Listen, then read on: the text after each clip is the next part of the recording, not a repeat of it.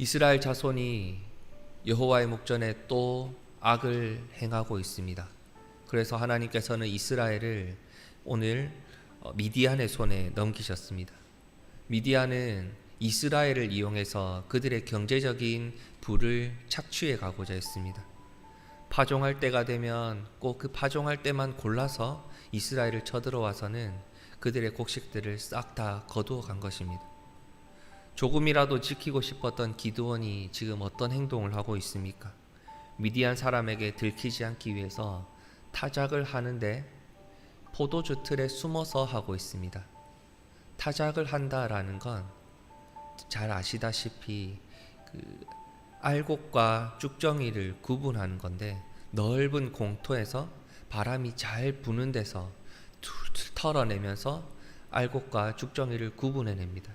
그런데 지금 기드온이 했던 행동은 조금이라도 미디안 족속에게서 자신의 양식을 지키기 위해 포도주 틀 밀폐된 곳에 숨어서 작은 막대기를 가지고 그 이삭을 툭툭 치면서 지금 타작을 하고 있다는 것입니다. 이 정도로 소심하게 행동하고 있는 기드온에게 오늘 하나님께서 찾아오셨습니다. 그리고 여호와의 사자가 12절에 이렇게 말씀합니다. 큰 용사여, 여호와께서 너와 함께 계시도다. 하나님께서는 결코 지금 이 기드온을 비꼬거나 놀리는 것이 아닙니다. 진짜 소심하게 숨어서 타작을 하고 있다고 아주 작은 자다, 그런데 그 사람을 향해서 큰 용사라고 비꼬는 것이 아닙니다. 하나님께서 이 기드온을 앞으로 큰 용사로 사용하시겠다는 약속의 말씀과 그 약속을 성취하겠다는 신실하신 하나님께서 기드온을 향해 큰 용사라 부르셨던 겁니다. 그렇게 크게 사용될 것을 기대한다, 너는 그렇게 사용될 것이다 라는 기대감을 가지고 하나님께서 그 약속을 가지고 기드온을 큰 용사라 부르셨습니다. 기드온은 어떻게 반응했습니까? 그 약속에 신실하신 하나님, 능력의 하나님을 보지 못하고 자기 자신을 보면서 하소연을 하고 있습니다. 하나님이 우리와 함께하고 계신데 왜 우리에게 이런 일이 일어나고 있습니까? 왜 이스라엘 민족이 하나님의 백성인데 이런 일이 일어나고 있습니까? 이스라엘에게 보여주셨던 지금까지의 이적과 기적은 왜 우리에게 보여지지 않습니까? 하나님이 우리를 버리신 것이 아닙니까? 라고 지금 하소연을 하고 있습니다. 그때 하나님께서 14절에서 어떻게 말씀하십니까? 너는 가서 이 너의 힘으로 이스라엘 미디안의 손에서 구원하라. 내가 너를 보낸 것이 아니냐. 걱정하지 마라. 너를 보내지 말고 너를 부르고 너를 세우고 너를 보내는 나를 믿고 가서 이스라엘을 구원하라 명령하십니다. 우리는 하나님의 백성입니다. 그러니 우리를 만드시고 우리에게 능력을 주시고 우리를 인도하시는 하나님을 보고 나아가야 합니다. 우리 자신을 보면 아무런 믿을 것이 없죠. 우리 안에 아무런 능력이 없기 때문입니다. 우리 안에 아무것도 만들어낼 수 있는 것이 없기 때문입니다. 그러니 우리를 만드시고 우리에게 능력을 주시고 우리를 붙드시고 인도하시는 하나님을 보고 이 세상을 나아갈 수 있어야 합니다. 그리고 하나님께서 주시는 그 힘을 가지고 하나님의 귀한 도구로 사용하시겠다고 우리를 부르시고 큰 용사라 우리를 부르실 때 우리가 반응할 수 있는 것은 순종입니다. 기드온처럼 옹색한 모습으로 우리가 살아간다면 하나님 마음이 어떠시겠습니까? 왜 나를 보지 못하지? 왜 나를 믿지 못하지? 그 믿음 없음을 마음 아파하시지 않겠습니까? 하나님이 붙들어 세우시겠다고 말씀하실 때 지금 내 모습이 아니라 우리를 사용하실 하나님을 믿고 바라보며 순종으로 나아가시는 갈매교회 성도님들 되시기를 소망합니다. 그런데 15절을 보면 우리의 삶이 늘 순종보다는 이 기드온의 모습처럼 반응하고 있음을 알 수 있습니다. 오 주여, 내가 무엇으로 이스라엘을 구원하리이까? 보소서, 나의 집은 므낫세 중에 가장 작은 아버지 집에서 가장 작은 자니이다. 극히 약하고 가장 작은 자입니다 라고 고백을 합니다. 순종을 안 하고 싶으니까, 나의 작음을 보고 나의 연약함을 보고 나의 못 믿음을 보니까 하나님 앞에서 5만 가지라도 이유를 만들어내고 있습니다. 그런 기드온에게 하나님께서 다시 말씀하십니다. 16절, 내가 반드시 너와 함께 하리니 내가 미디안 사람 치기를 한 사람 치듯 하리라. 미디안 사람을 치는 데 있어서 한 사람 치듯 역사하시겠다 말씀하십니다. 기드온과 이스라엘을 착취하고 괴롭혔던, 약탈했던 미디안의 숫자가 얼마였습니까? 성경은 미디안 단어의 뜻을 따라서 많다, 중다하다, 엄청나다 라고 계속해서 표현하고 있습니다. 그런데 그 많은 미디안을 하나님께서는 오늘 한 사람 치듯 하겠다 약속하십니다.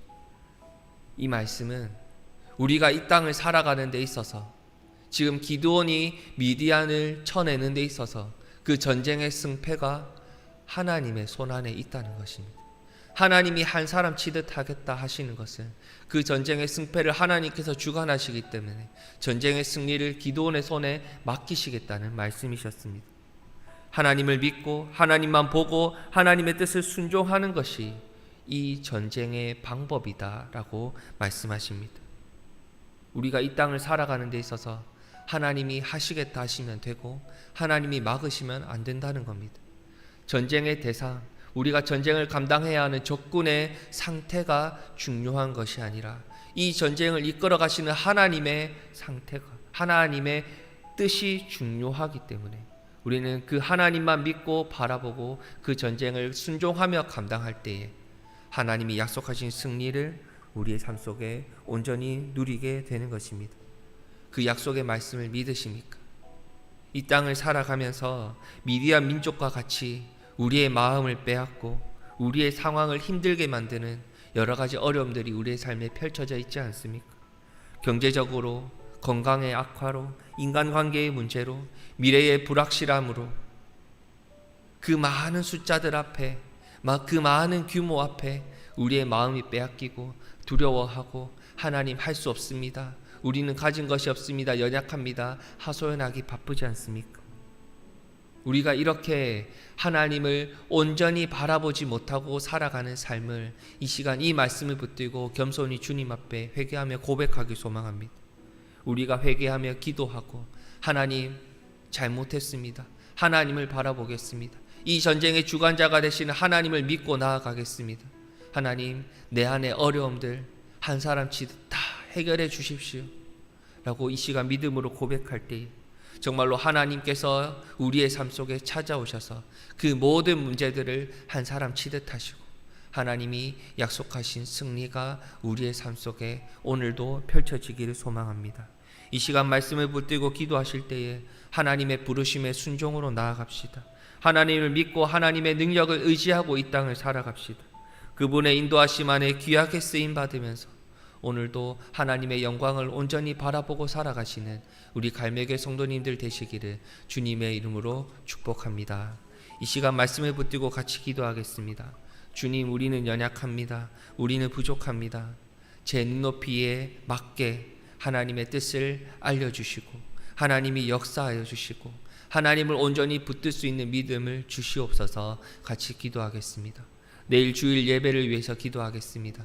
말씀을 선포하시는 담임 목사님을 영육의 강건함으로 붙들어 주시옵소서. 기도하겠습니다. 모든 성도님들이 교회로 나와 함께 예배하고 찬송하며 말씀의 교제를 충만히 누릴 수 있는 은혜로운 주일 될 수 있도록 기도하겠습니다. 그리고 내일은 우리 전도해별 기관총회가 있습니다. 한 해를 귀하게 섬기신 우리 임원분들, 또 한 해의 사업을 마무리하면서 내년을 귀하게 섬기실 임원분들을 선출하는 귀한 시간입니다. 전도의 기간에 하나님께서 예비하신 귀한 일꾼들을 세우실 수 있도록 기도하며 잘 준비할 수 있도록 우리가 이 시간 같이 기도하겠습니다. 마지막으로 한 가지 기도 제목이 있습니다. 우리 할렐루야 성가대 반주를 섬기는 오현준 형제가 어제 아침에 백신 주사를 맞았는데 지금까지도 어제 새벽부터 해서 오늘까지 지금까지도 방금 연락이 왔는데 열이 39도에서 떨어지지 않고 몸이 많이 지금 힘들고 조금 정신을 못 차릴 정도로 많이 힘들다고 합니다. 근데 또 김인영 집사님은 또 지금 산후조리 중이고 그래서 많이 힘든 상황에 있는데 성도님들께 좀 기도를 부탁했습니다. 우리 오현준 집사님을 위해서도 시간 같이 조금 새벽에 기도해 주시기를 부탁드립니다. 개인적인 기도의 제목을 가지고 기도하신 뒤에 자유롭게 돌아가시겠습니다.